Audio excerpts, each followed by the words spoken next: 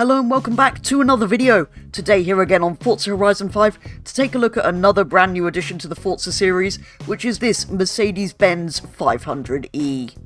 As is often the case with new additions to Forza Horizon 5, to obtain this car all you have to do is complete 20 points of this week's festival playlist, which is the spring season, which as you can see I've done by doing the trial, the 2 event labs, and the seasonal championship, as well as all of the monthly rivals that I did at the beginning of the series. I've done this specific seasonal championship because that's how you win the other new to Horizon 5 vehicle this week, the VW Double Cab. The Double Cab was last seen in Forza Horizon 4, so we won't spend too long on this, but I will paint it in a more interesting colour than that grey. It's also available in red, blue and beige. So I think we'll go for this rather nice dark blue.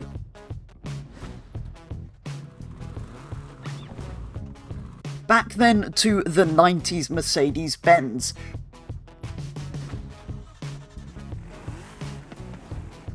Which is possibly the coolest car in this update, I think, outside of the paid car pack at least, because that had the Jag and the Hammer Wagon, which are also incredibly cool, and as awesome as the Valkyrie AMR Pro is, it is already in Forza Motorsport, and to be honest, it's too fast to really enjoy, even in a game.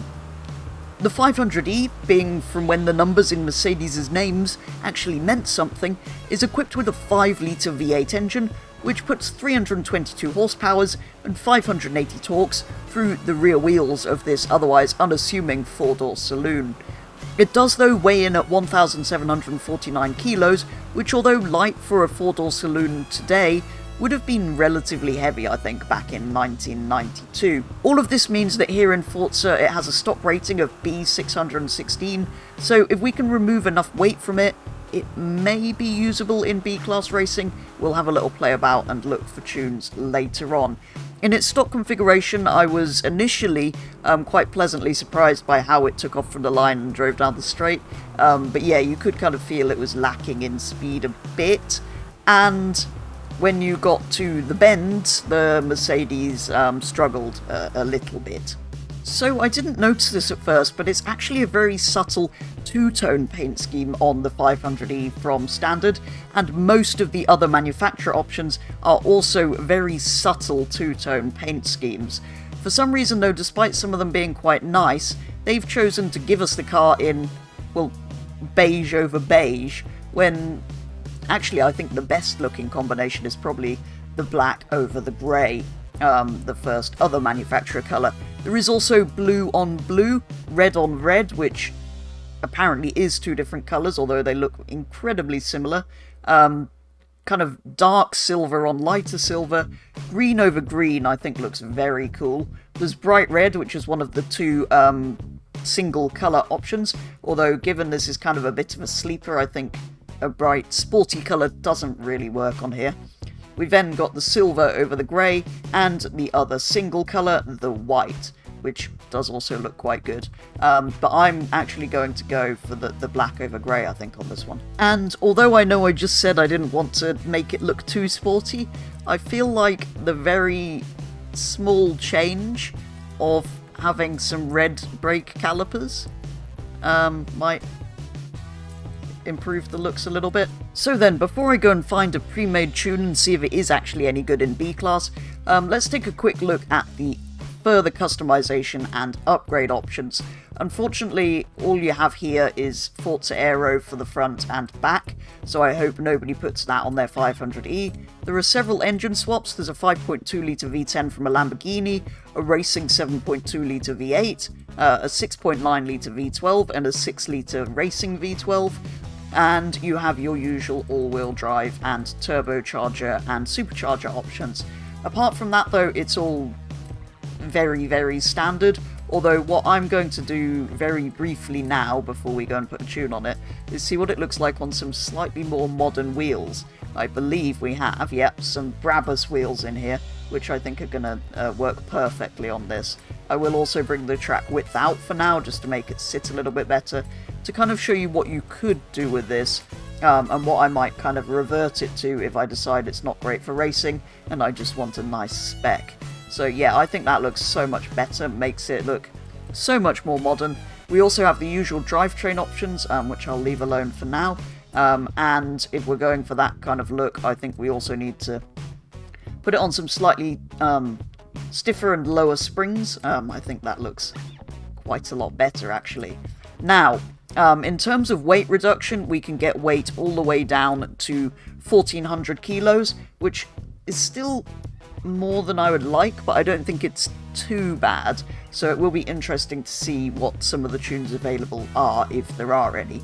And then you also, of course, have all of your usual engine mods. But yeah, nothing particularly special for this car.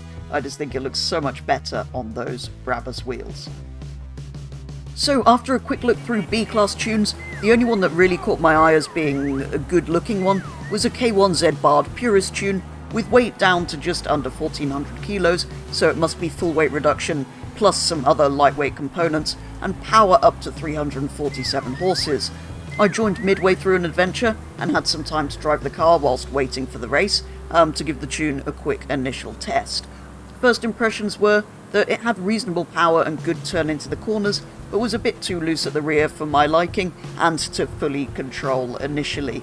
It then took me the remaining 2 races of that first adventure to familiarise myself with these slidey handling characteristics, but then I was ready for a full set of 3 races, for which I was joined by Yobbo driving and Jerry. Yobbo in fact was using exactly the same tune as I was.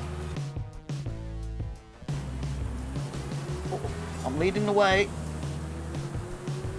Congratulations. Thank you. I think this is close to 400. Jesus, that was very quick. Why does it say Mega Death on the back of the Evo? I mean, that is what it was causing in the previous race, but...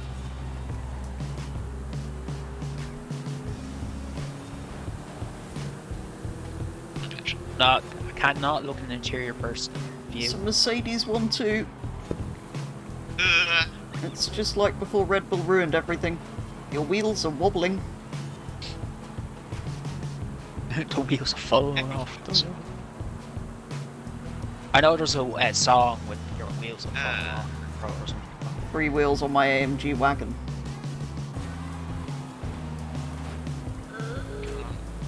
Civic drove into a wall. Evo drove into a wall. Yeah, so they keep doing that. He actually starts to, is it? Oh no. Hello, Evo. I should not pay attention more often. We're just gonna get a 1-2. But... Waking up. What the f***? Jerry got Nissanned. You saw that? The dead whatever it was is the dead gremlin has died.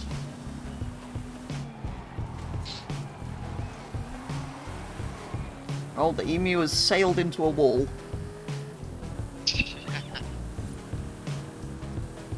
What's a shame. I have to wait until tomorrow because you never guess who's come back? The Undying, aka Sean Bean. Sean Bean.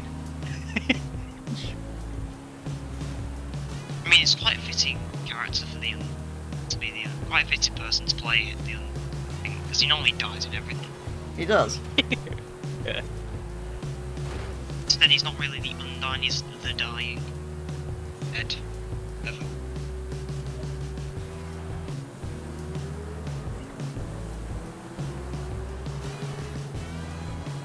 How many Audi R6 GTs do you think will sell? Lots. The thing is, you can only have 3 colours. You can have black, grey, or white. Most of them are black anyway, aren't they? No idea.